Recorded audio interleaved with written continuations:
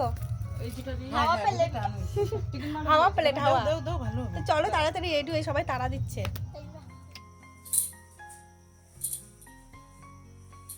তো এই দেখো রেডি হয়েছি, এখন যাবো হলো কন্যাযাত্রী। তো আমাকে কেমন লাগছে অবশ্যই জানিও। আর আজকে আগে থেকে ভিডিও করিনি, কেননা ভেবেছিলাম করবো, তো সবাই এত তাড়াহুড়ো করছে, ওর জন্য আর করা হয়নি। আজকে আমি এই গাড়ি থেকে ভিডিওটা স্টার্ট করলাম, সকাল থেকে টাইম পাইনি। এই দেখো কত খাবার, দেখো। তো রাস্তায় যেতে যেতে ভাবছি হাফ আমরা খাবো, হাফ খাবো। তো চলো যাওয়া যাক। অনেকক্ষণ এসে অনেকেই বসে আছে। এটা কার শাড়ি? আজকে আমি যাচ্ছি সম্পূর্ণ একা একা, আমার সাথে আমার মেয়ে যাচ্ছে না, ওর জন্য ভীষণ মনটা খারাপ করছিল। কিন্তু ও এলে না ভীষণ ডিস্টার্ব করতো, যেহেতু ওর কালকে সকালে স্কুল আছে, ওরও অনেকটা জার্নিং হয়। মানে আমি চাই না বাচ্চাকে কষ্ট করতে, ওর বাবার কাছে ও বেশ ভালোই থাকবে, ঘুমিয়ে পড়বে। তবুও মায়ের মন তো একটু খচখচ করছিল, কেননা আমি এত ভালো কিছু খাবো আর মেয়েটা বাড়িতে থাকবে। যাই হোক, ওর বাবাই ছাড়েনি আর আমি জোরও করিনি।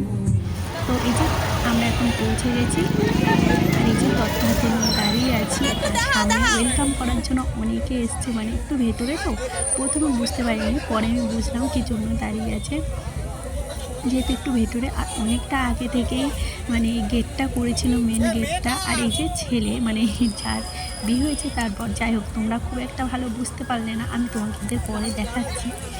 আর কি বলো তো, সবাই মিলে এসে কিন্তু বেশ মজাই হচ্ছে। আর অনেক দিন পর আমি কন্যাযাত্রী এলাম। কি বলো তো, এখন খুব একটা কেউ বলে না কন্যাযাত্রী। তো কন্যাযাত্রী যাওয়ার মজা কিন্তু একটা আলাদাই, কি বলো তোমরা? যাই হোক, আমরা এসেছিলাম মোটামুটি ওই 50 জনের মতো। আর সবার হাতেই কিছু কিছু তত্ত্ব দেওয়া হয়েছিল। আর এই যে এখন আর আমরা এখন চলে এসেছি একদম কনের কাছাকাছি। আর এই জায়গাটা ভীষণ ভালো লাগছিল, কারণ হলো একদম খোলামেলা জায়গা, বাড়ি ছিল না কোনো। আর এইখানে মানে বেশ অনেকটা জায়গা ছিল।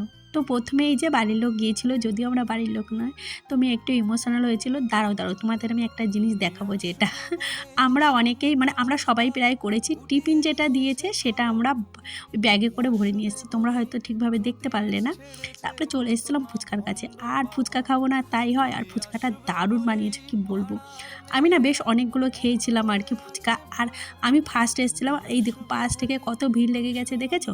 মাত্র বিয়ে বাড়িতেই ফ্রিতে আর কি ফুচকা খাওয়া যায়। আর আমি না ডান্স করছিলাম আর খাচ্ছিলাম, মানে ফুচকাটা এত টেস্টি হয়েছিল, আমার তো ভীষণ ভালো লাগছিল।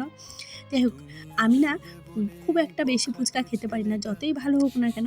তারপরে চলে এসেছিলাম কিছুক্ষণ রেস্ট নিয়ে পকোড়া।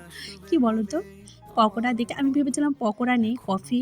বাট পরে দেখলাম সবার হাতে পকোড়া। আমি ভাবছি কোথা থেকে আনছে, আমাকে ওই দিদি বললো চলো এইদিকে পকোড়া দিচ্ছি, নিয়ে আসি। তো আমি বললাম চলো। আর পকোড়া প্রথমে একবার নিয়েছিলাম, তারপর আর একবার নিয়েছিলাম, লাস্টে কফি নিয়েছিলাম। কি বলো তো, একটার পর একটা আমি খেয়েই যাচ্ছিলাম। আর টিফিনটা রেখে দিয়েছিলাম, যাতে আমি ভাত খেতে পারবো না টিফিনটা খেলে। আর এই দিকে তো সবাই ভীষণ ডান্স করছিল। আমি তো খেতে বসে মানে এসছি, খাওয়ার প্যান্ডেলে বসেছি। তো আমার মনে হচ্ছিলো দৌড়ে গিয়ে আমি একটু ডান্স করি ওদের সাথে। বাট কি আর করব, আমি খেতে বসেছিলাম যখন, খাওয়া শেষ হওয়ার আগে ওদের ডান্স শেষ হয়ে গেছিলো। আমাদের এখান থেকে বেশ কয়েকজনা ডান্স করছিল। বাট আমাদের এখান থেকে যদি কেউ ডান্স না করে, একা একা করতে ইচ্ছা করে বলো? ওই 2-3 জন ডান্স করছিল। যাই হোক, ডান্সটা করতে পারলাম না।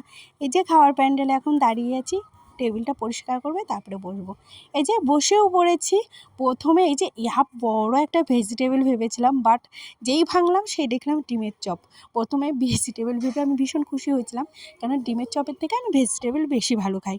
যাই হোক, তারপরে চলে এসেছিলো চানা, চানা না কি বলে, যাই হোক, আর মটরশুঁটির কচুরি। সত্যি বলছি, এটা যা সুন্দর হয়েছিল না, যত খাবার হয়েছিল তার মধ্যে ওটা আমার সবথেকে বেশি ভালো লেগেছিল। তারপরে দিয়েছিল চিলি চিকেন, ফ্রায়েড রাইস, যে দুটো আমি মানে ফ্রায়েড রাইসটা ভালো খাই না, বাট চিলি চিকেনটা আমি ভীষণ ভালো খাই। আর এই যে তারপরে কী কী দিয়েছিল আমার মনে, লাস্টে এই যে আইসক্রিম আর পাসপাস দিয়েছিল, যে দুটো আমার ভীষণ পছন্দের। তারপরে চলে এসেছিলাম। বাড়ি যাওয়ার আগে একটু ছেলের বাড়ি দেখানো হয়নি, আমিও দেখিনি, তাই তোমাদের একটু দেখিয়ে দিলাম। এই যে ছেলের ফুল সাহায্যকাঠ সাজিয়েছে, যেখানে বিয়ে হচ্ছে তার থেকে একটু দূরে বাড়িটা। যাই হোক, এই দেখো চলে এসেছি এখন হলো বাড়িতে। আর এখন বাজে রাত 1টা। তো ভালোই খাওয়া দাওয়া হলো, আর সময় বমি হয়নি, এটা যদিও খুব বেশি দূর ছিল না। তো আর তোমাদের সাথে তো পুরো আমার লুকটা আমি শেয়ারই করতে পারলাম না। দাঁড়াও, তো চলো আজকের মতো গুড নাইট।